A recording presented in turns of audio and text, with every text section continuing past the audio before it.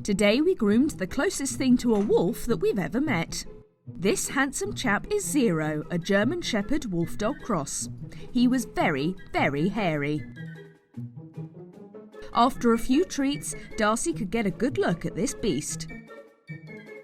Zero's coat had completely blown, so he had a mountain of hair that needed to come out. After a few minutes of very satisfying plucking, it was time to break out the big guns. The blaster was making short work of all that coat, but it was absolutely destroying the prep room. Zero was doing his best to stay out of the blast radius. Time to clear a whole Pomeranian out of the drain. Zero isn't groomed very frequently, so unfortunately he wasn't very impressed by our efforts.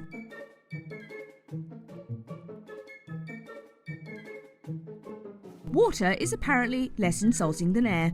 Darcy started to lather him up in a degreasing shampoo, as his blown coat would have trapped a lot of dust and dander close to the skin, most of which was currently pooling in the bath tray, all being splattered onto Darcy's face.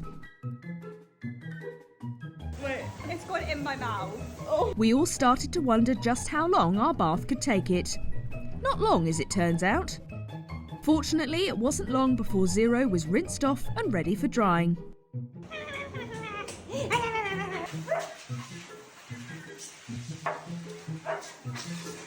After some initial blasting in the bath to attempt to control the mess, it was back to the table to be fully dried.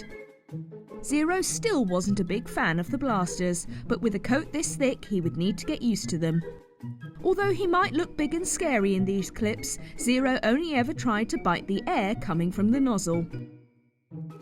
Nozzle off and Darcy could finally get that coat rake out. Zero didn't mind the massive brush out, but his owner had warned us that he didn't like having his paws held, although he did seem very apologetic about it. Darcy managed to clip his dew claws, and we left the rest to avoid any further stress. After a few ninja moves to trim those pads, Darcy could attempt to tidy those feet. Yeah, maybe not. Now, minus the hairballs, you could actually start to see Zero's German Shepherd colours come out, when he's not a blur of motion.